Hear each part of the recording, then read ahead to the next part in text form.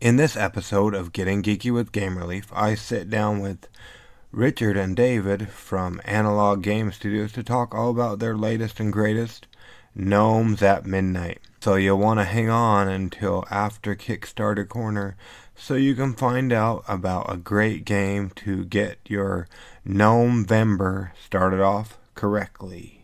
During Kickstarter Corner, we'll be bringing you 9 great games that are on Kickstarter and 1 that's on Amazon.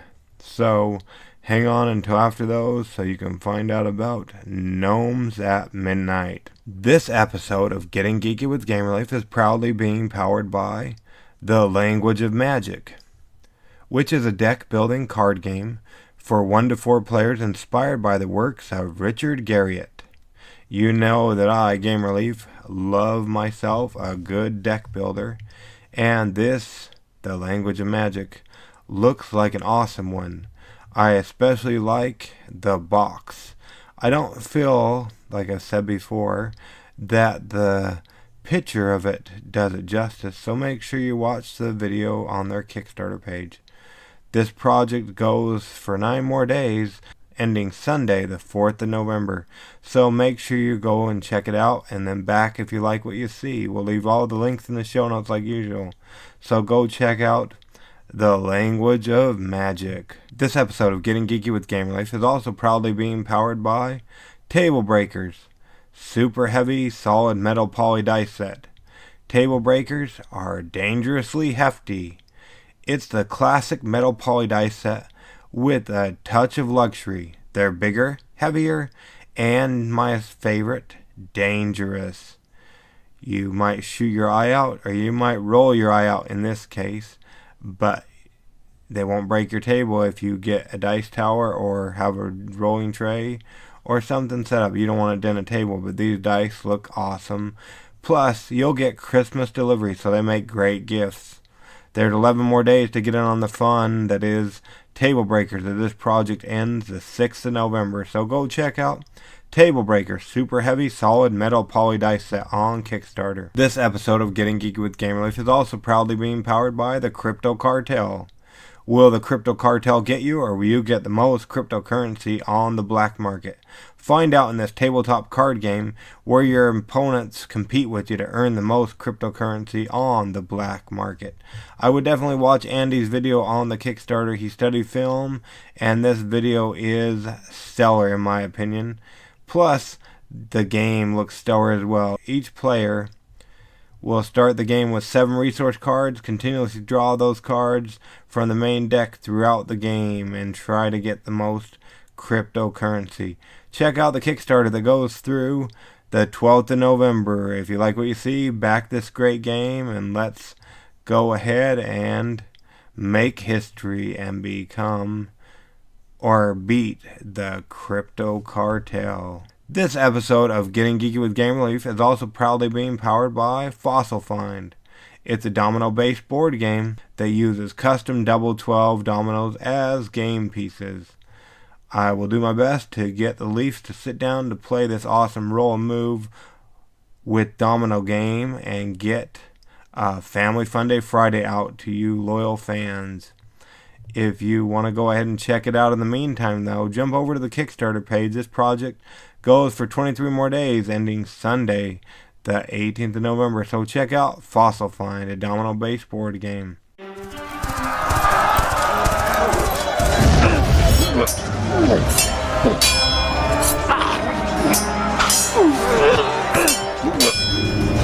Getting Geeky with Gamer Leaf, the podcast in which one man strives to level up his geekhood and helping you do the same, one battle at a time. Now, let's get geeky with Gamer Leaf.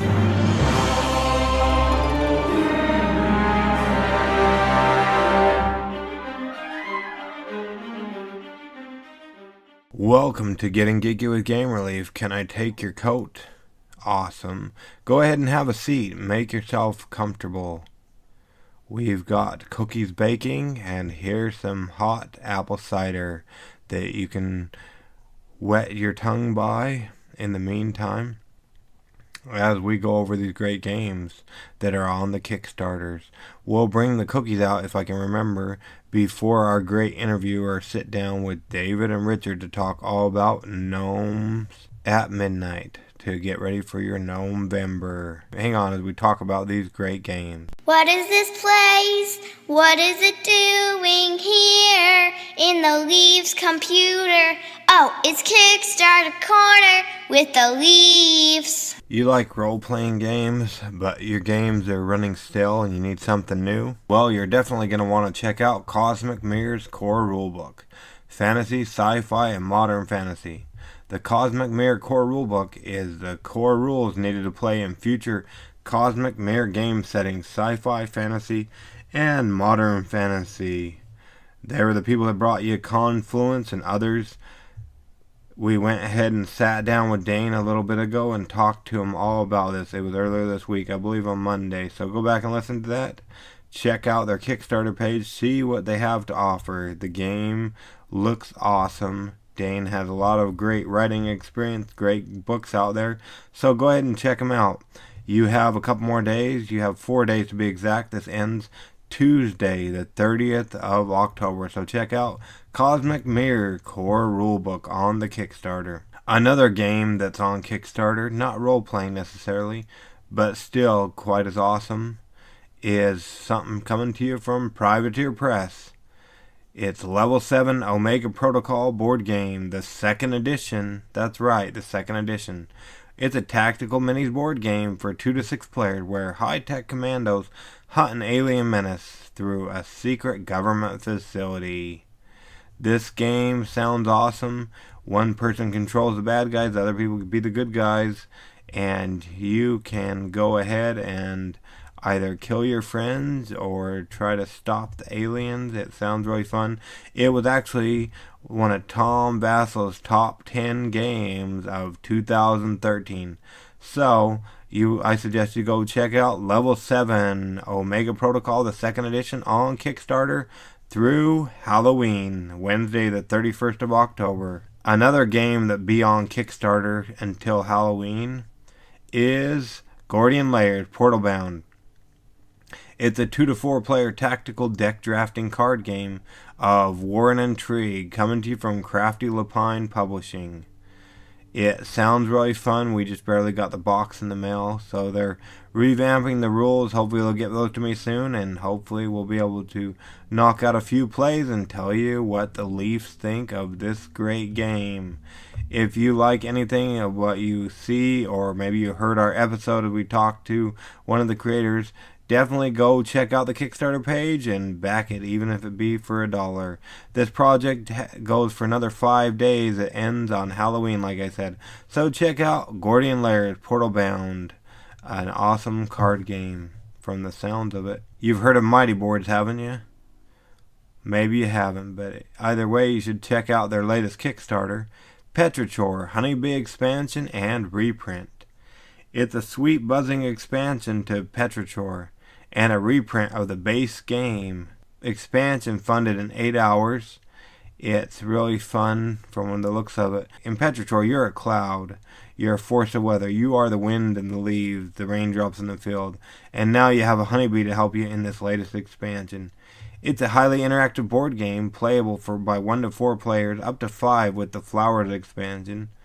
It's action selection, area influence game, with 4 simple actions which interact with the various fields in ever surprising ways. This will be on Kickstarter for another 7 days, so check it out and back it if you like what you see before Friday the 2nd of November. Would you like to have a coin to indicate that you won a game at Game Group, pass it around, or get new ones? Well, now's your chance. Congratulations coin and Attaboy coin. Help them mint these high quality appreciation coins on the Kickstarters currently. You can get, for $4 or more plus $3 shipping, get a coin of your choice. Or you can get 4 different coins, 2 of each, for $15, or for 1 for $15. It's not a bad deal. Definitely go check out Congratulations Coin and Attaboy Coin. Do with them what you would like. This project's on Kickstarter for another 12 days, so check it out before Wednesday, the 7th of November. Another role-playing or second edition is Hearts and Souls second edition tabletop role-playing game. Hearts and Souls, the second edition, a role-playing game of superheroic drama, action, and adventures, currently on Kickstarter for another 2 weeks. It's a comic book supers role-playing game that starts by asking the big questions. What motivation makes a person dress up in a costume and go out and fight crime? Haven't you always wanted to know that? Now you can do it in your RPG games. They also ask what kind of person risks their lives for others in a disaster. And last but not least, how does a hero truly make a difference? Answer these questions by going ahead and backing and then playing when it comes to you. Hearts and Souls, second edition tabletop role-playing game on Kickstarter through Friday the 9th of November. Still trying to get your Halloween horde of Halloween games ready for next year? Well, you better go check out what Rabble Games Studios has on the line. Dead Sprint, the game. It's a board game for 2 to 5 players that need to outrun a horde of the undead. Try to stay ahead of them on your turn before the horde takes theirs. It's on Kickstarter for another 20 days, ending Thursday the 15th of November. So, in this intense, light action horror game for 2 to 5 players, everyone is constantly being pursued by the horde of the undead in an infested hospital. Definitely go check it out on the Kickstarter so you can be ready for Halloween next year. Thank you, Rabble Games Studios. Freshwater Games Company is back at it with Circuit Breaker the board game. It's a puzzle game of quirky competition and crafty rodents in which you're trying to set up your house's electrical before a hastily scheduled house party and trying to do it and sabotage others. See if you can get done before your friends. It sounds really fun. Sat down with Peter a while back ago and talked about it. And now's your chance to back it. If you like what you see or heard, you have 20 days to do so before Thursday, the 15th of November. Check out Circuit Breaker board game. Motora. That's right, Motora. It's a race against time for 2 to 6 players. Gather the sacred idols scattered across the island and save your tribe before it's too late. Definitely go check this one out, as we recently sat down with Callum to talk all about it. See what Motora is all about. It sounds like a fun, awesome game. This is on Kickstarter for a little bit over 3 weeks. 22 days to be exact, ending Saturday, the 17th of November. So check out Motora. Last but not least, need to get your horde of Halloween games ready for this year? Well, you're not going to want to miss our Family Fun Day Friday episode number 36, in which myself and some of the Leafs reviewed Zombs, a half-brained zombie card game, inspired by the likes of none other than Garbage Pail Kids. Remember those from the 90s? Well, if you liked them, I would definitely go check out this game. It might be a little slow the first play, but after we got the hang of it, it was an awesome game, and we'll tell you all that in Family Fun Day Friday number 36, Zombs, a half-brain card game. Then head on over to zomsgame.com. Go ahead and check it out. Get it for yourself on Amazon if you're Amazon Prime. You get free shipping on this game, so definitely go check it out. Anyways, let's go ahead and see what Richard and David had to tell us all about Gnomes at Midnight as we join this interview already in progress. Wait, you want some cookies? Okay, they're done. Do you want peanut butter or chocolate chip? Okay, here you go. Help yourself.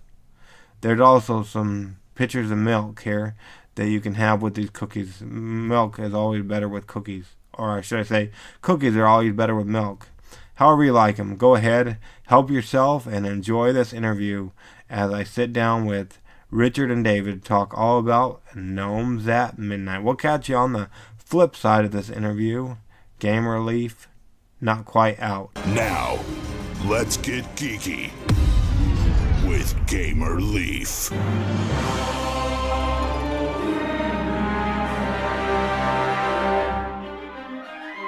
Gnomes come alive at midnight. Quickly forage for toadstools, bump rival gnomes away, or dance in the garden in formation. Keep your gnomes unseen between the shifting moonlight by staying in the shadows or keeping still. Be sneaky or bold, but only one group of gnomes will win the garden for the night. Did that sound familiar to you guys? It didn't to me neither, but this is a story of Gnomes at Midnight, a new game that's currently on Kickstarter.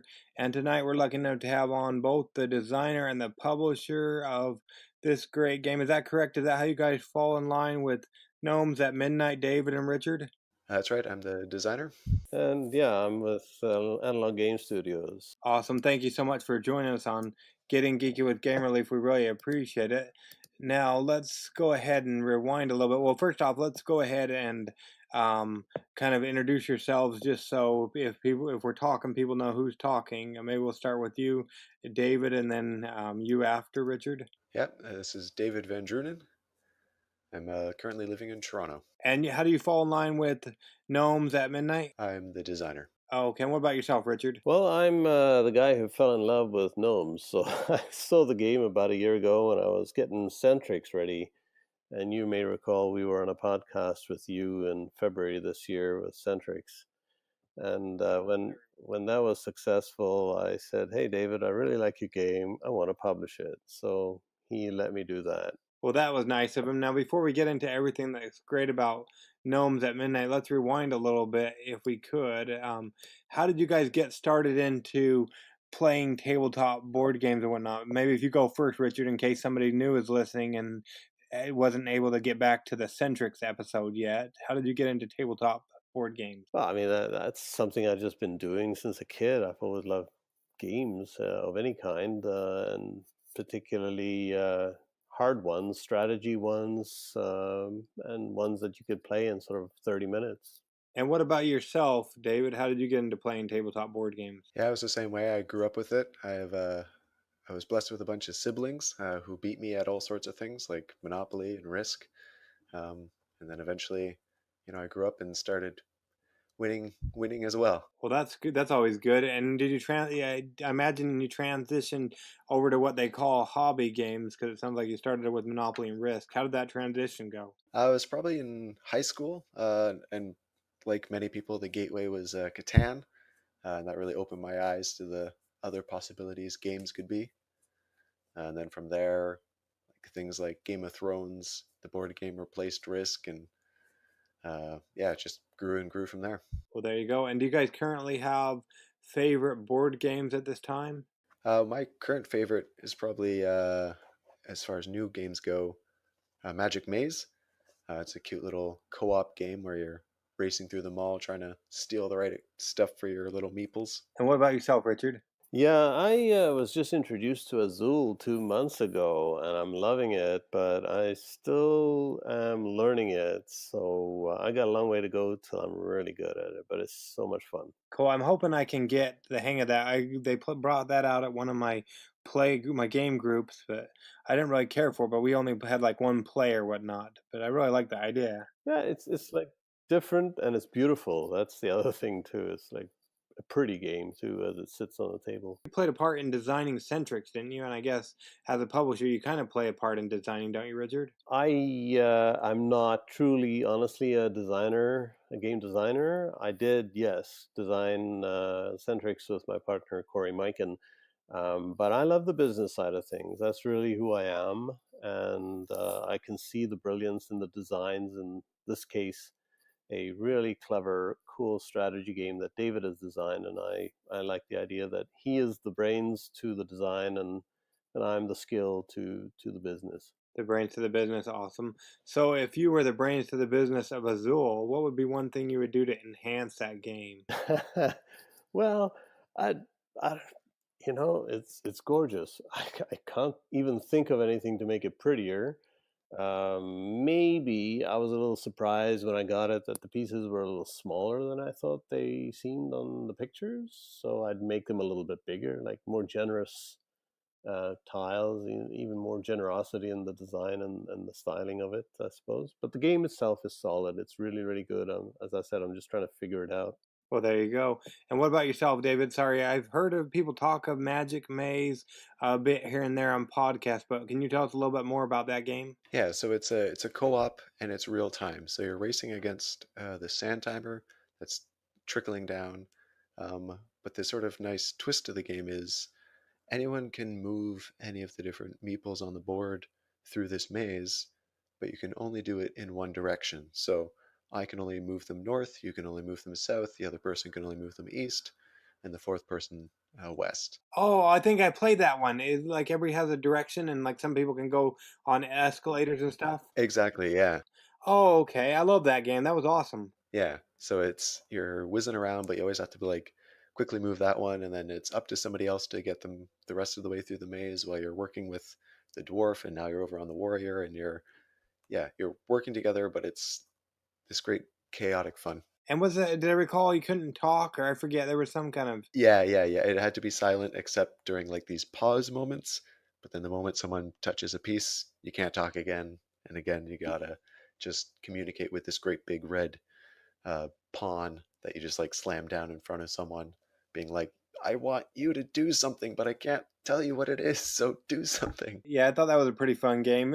So, being a designer and all, what would be one thing you would do to enhance a Magic Maze, David? I think I'd love to see it with like more meeples, more characters, because sometimes particularly near the end of the game, you've done everything for the three people, but there's just one guy left, so it's kind of just bip bip bip bip bip and you're done.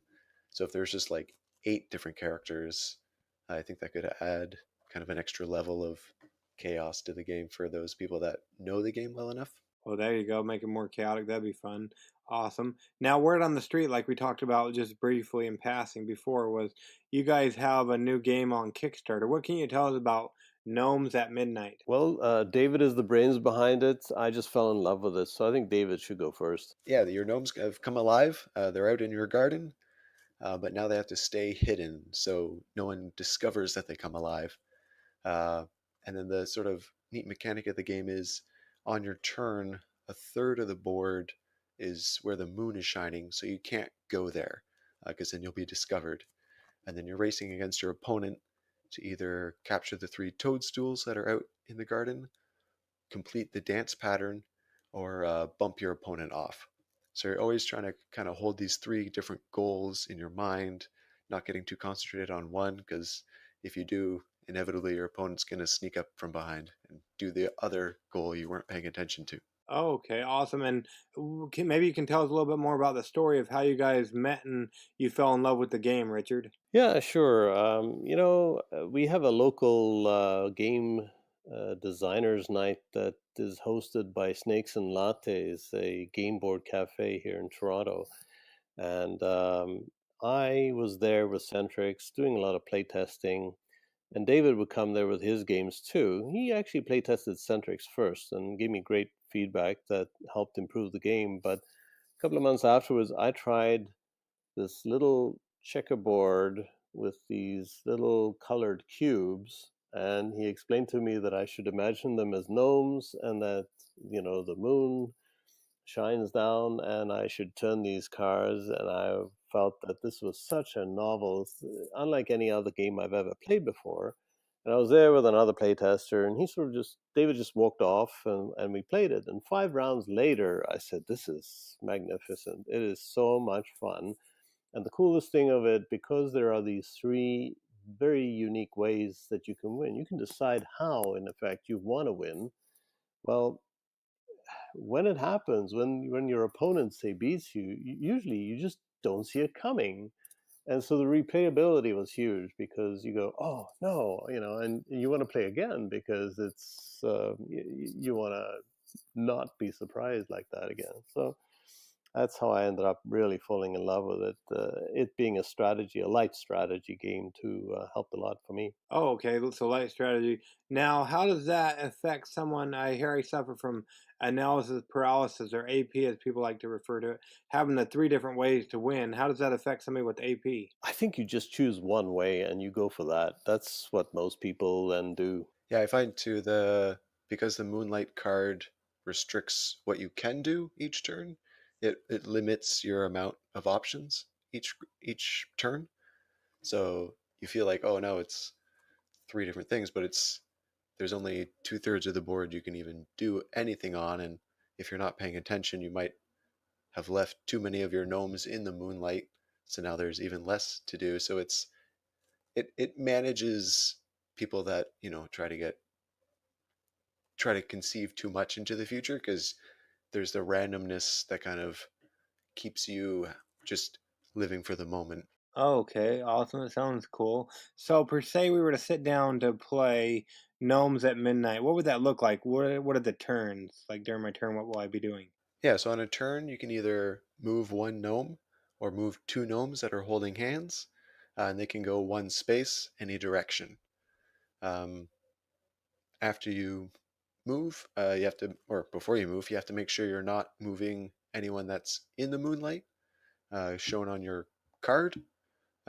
So it'll be like all the tulips this turn are in the moonlight, so you can't move onto them, nor can you move off of them. You take your turn, say you move onto the flagstone, flip your card, now it's your opponent's turn. If you ever move onto your opponent's gnomes, they'll get bumped from the board. So if you have gnomes that have been bumped off, instead of moving, you can add one back to your start area. After you add, you're going to flip your card, and it's going to go back and forth like that, either moving or adding, and then flipping your moonlight card to change it every round. Okay, and you said we won once we either completed the dance steps or bumped our opponent completely off, or and there was a third way as well. There's 3 mushroom locations, the toadstools. If you can occupy all 3 of them, capture them, then you also have won. Okay, yeah, it sounds pretty fun, and like you said, light strategy or whatnot.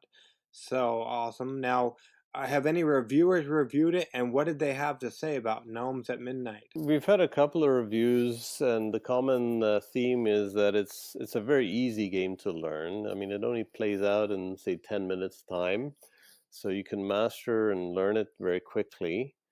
And there's good depth to it. So if you really want to get seriously into the deeper strategy of how you can outmaneuver your opponent, well, you can. There's growth. You won't get bored with the game. That's awesome. Now, when it comes to Gnomes at Midnight, what would you guys say you're most proud of? I don't know if you're most proud of a different thing each, or what about yourself first, Richard, and then you, David? What are you guys most proud of when it comes to Gnomes at Midnight, in the moonlight? Well, the art. We went out and searched globally, actually.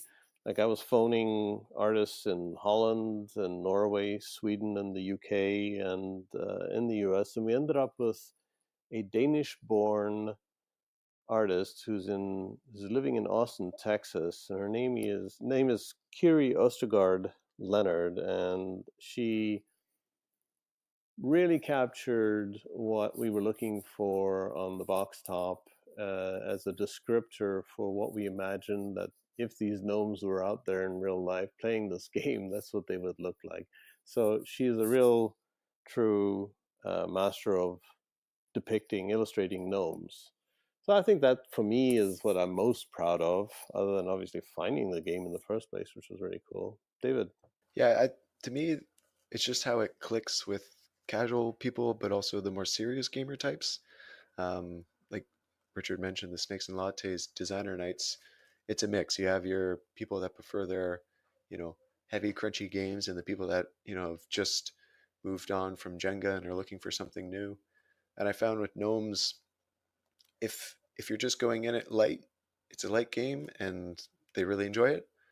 And those people that are like, okay, no, like they're more, they want to get into the strategy of it, that they're counting their cards and they're, planning out, okay, well, if I've hit my tulips twice with the moonlight, I know it's not going to come up. So they're getting into the deeper elements of it. So it's cool how it clicked with both levels of, intensity of just light and fun, but also the more uh, slightly more strategic players. Yeah, for sure. That's awesome. Now, Richard, would you mind diving a little bit more into how you went about searching out artists? A lot of times we get other designers and other people listening to the show that are doing the same thing. How did you go about this, Richard? I did Google searches. I looked around for images that artists had posted online of gnomes simply. and other. I went outside of Gnomes too. I went into looking for just unique and interesting art designers and illustrators, and then when the Kiri had actually done a series of gnome illustrations in celebration of Gnomevember for last year. Yeah, and one of them just hit me. It just nailed it. It was just, I knew she knew her gnomes, and of course she's from Denmark. She knows her gnomes. They know that it's part of the culture. They're big in Holland too, and David is actually Dutch, so he knows his gnomes too. So that was important too. That they have to be the right gnome, and I think David then agreed with me. He felt that she was the right artist as well. So it wasn't only my decision; it was a collaborative one. Yeah, Curry did a great job. Awesome. And was that the only thing you guys collaborated on? Was the game pretty much ready to go besides the art when you guys hooked up? Yeah, no, this is David's game. He has created it totally. Awesome. So, David, when you were play testing and whatnot, was there ever anything that you had to scrap because it just wouldn't work for Gnomes at Midnight? Well, for a long time, I really wanted the dance pattern. So it's where your gnomes are just positioned in a certain 3x3 grid in a certain pattern. For a long time, I held out that the pattern should include all 5 of your gnomes, even though it's kind of difficult to do. That's kind of something I wanted. But the feedback kept coming back time and time again, where it's like, this never happens. So I finally looked into kind of the more behind the scenes of, okay, how hard is it to actually do these patterns, and found, yeah, it's, it's taking you 3 turns more than, for instance, capturing the toadstools. So of course you're going to capture the toadstools first. So I pared it down. I reevaluated it, redesigned it, and came up with dance patterns that only included 4 gnomes, and it equalized it, where it's like, yeah, it's just as likely that you could do the dance pattern versus capturing the toadstools. Oh, awesome. That sounds cool. And it sounds like when you initially brought it, when Richard first saw it, you had cubes. Is that right? Yeah, so for my prototypes, it's often very much just printer paper.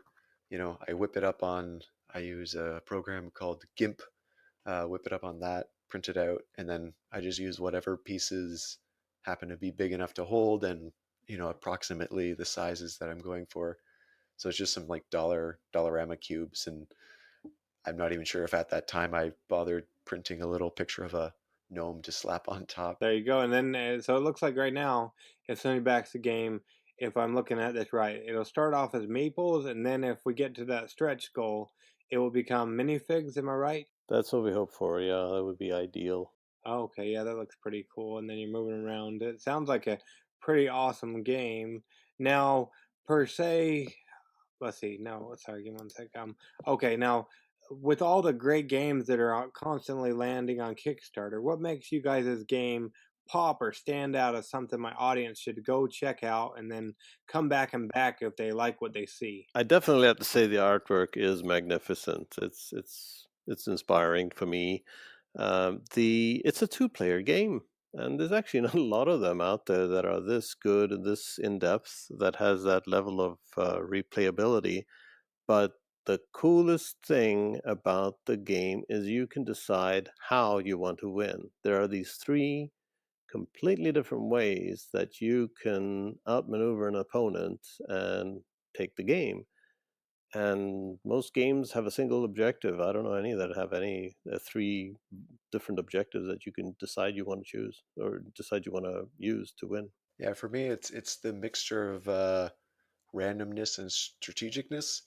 The thing I like to say about it is, if you lose, it's because of chance, but if you won, it's because of good strategy. So I feel like every it comes out that when you win, you feel like you really deserved it, and you do. But when you lose, it's like, okay, well, maybe if I just hadn't have turned up that flagstone card when I did, I would have been able to get the win. Oh, yeah, it sounds pretty cool. And those cards that where the moonlight shines down on, is that kind of like a built-in AI, or how would you explain the Moonlight cards? It's a sort of slightly randomized engine, or not engine, but AI, like you say. Like it's you have 6 cards, 2 of each type of uh, square that's on the board: flagstone, grass, and tulips. Um, so at the beginning, it's very random. You don't know what uh, part of the board you're not going to be able to move on. But then as you're on your fifth and sixth turn, you already know, okay, well, I've already had all of these other cards. It's going to have to be a flagstone, or it's going to have to be a grass card. So you can kind of work that into your plan to just plan one step ahead. Unless you have short-term memory loss, like I claim I do, Sure. then that might mess you up. But no, it looks like a really fun game. I will make sure we leave all the links in the show notes so everybody can come and check it out. It looks really awesome. Now, Richard, a quick question for you: how did you come up with the Analog Game Studios? That just sounds like a really cool name. Oh, thank you. Very simple. I'm not into digital games. I'm not interested in that. I like board games, analog style, in other words. Game, well, because that's what I do. I publish games and nothing else. I'm into games and studios. Well, okay, so that's the vanity label, if you will. It sounds very cool. It sounds like it's a bunch of people working away and coming up with some sophisticated, cool games. So, yeah. Awesome. And will there be other games coming from Analog Game Studios? Oh yes, definitely, and they're all beautiful. I've got a ballet game, a ballet board game that I want to get going on Kickstarter, maybe even as early as December 1st. I've got a beautiful little card game that's also by another Toronto designer. And again, we went out and found an incredible artist for that one.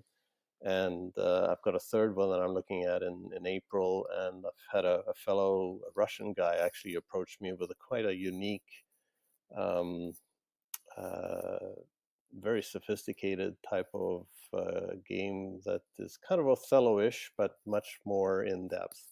So yeah, the pipeline is full and we're really going. And plus, I just recently negotiated an agreement with several Swedish game designers who were successful with a game called Listed, a party game last March.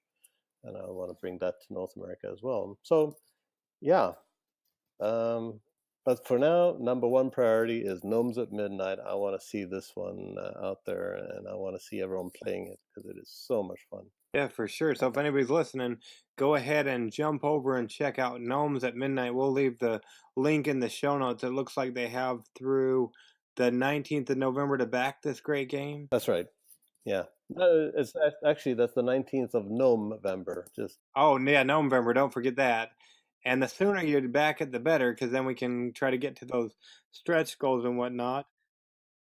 For sure. Now, if somebody does go ahead and once they see how beautiful it is and they come over and back it, so you don't overpromise and underdeliver, when would they anticipate getting their Gnomes at Midnight game? I'm going to say for sure August, but it's a simple game to manufacture. I've got 2 manufacturers that are good to go, and 40 days to manufacture, 50 days to deliver. So by the time the snow melts, for sure. But I just don't want to say that because, things happen. Yeah, for sure. Yeah, Murphy's Law. So, yeah, so that's awesome. But they'd be able to, for sure, it looks like, play it for next November. Oh, yeah. Oh, for sure. So that'll be good. And what's the latest update? I haven't been following along, but what's the latest update on Centrix? Centrix has been a pain because it's so complicated to produce. So the base is this plastic terrace thing, and it's got to be hollow, and you got to produce the mold. So we are in production, but it's been miserably delayed because it is, unlike Gnomes at Midnight, it's a very complicated manufacturing process, and they can't even start the printing until that base is completed, and that's like a month and a half delay too. Plus, we had some bad luck with really bad manufacturers who over-promised and couldn't deliver in the end, so I had to go search out new ones. So it's a sad story, but it is still coming. If you backed it, you will get your Centrix. Yeah, you'll get it. Oh, okay, yeah. So if anybody backs Centrix, so keep following those updates. I imagine you're keeping the backers updated. I would imagine. Oh yeah, yeah, they know. So that's awesome. Yeah, so like I said, we'll make sure we leave the links in the show notes. And what about yourself, David? Do you have, I know we're focused on Gnomes at Midnight, but do you have any upcoming things that you're working on? One of my real-time games that I'm pushing right now is called Ding Dong Donuts. Uh, you've spilt all the donuts on the floor, and ding dong, the customers are coming through the door. So you gotta grab the donuts with one hand and put them in the right box. So there's all these cards that represent the different orders that people have placed, and you're trying to match. This guy wanted a chocolate-based donut with strawberry icing with no sprinkles. So you're trying to find that donut as quickly as possible. Well, that sounds pretty fun. It was originally Cupcake Chaos, and then went through a whole fantasy vibe where you're fighting monsters. Now it's back to food, so now it's back to donuts. Oh boy, so still playtesting that, or what it sounds like. That's awesome. Now, how would minus coming there to Toronto to stalk you guys personally or whatnot? How would people go about keeping up with what you guys are doing over there at Analog Games and also other games you're working on, David? How would they keep up with you guys? For me, it's really simple. I have a website where I'm posting up my pitch pages. It's on theartlion.com. You just go to my uh, game designer page. You'll see the Gnomes at Midnight, and you'll see the other ones that I'm working on. And what about yourself, Richard? Yeah, well, same thing. I've got analoggamestudios.com, and you'll see the current 3 that are highly topical, and there's more to come. But yeah, check out Mystic Nomads on David's side. That looks like a really cool and interesting game that I haven't played yet, but I really want to, Dave. Awesome. And I know this Gnomes at Midnight is your second game, Richard. What about yourself, David? Is this your first game published, or that will be published once we get done with this Kickstarter? Exactly. Yeah. Fingers crossed. This will be the first game. This is my first game picked up by a publisher, and fingers crossed, first game published. Well, awesome. So if anybody's listening right now, make sure you jump over there and check out the wonderful art and gameplay that can be found in Gnomes at Midnight. And if you like what you see, go ahead and jump on there and let's get this project funded so we can see other great games from David as well as other great games from Analog Game Studios.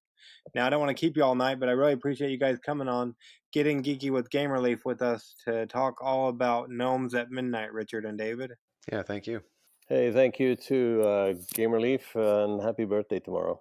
Oh, well, thank you. No problem. Thank you. And happy anniversary to yourself. It'll be late by the time people are listening, but maybe your wife and you will listen and you'll have been wished a happy anniversary later on down the road as well. Awesome.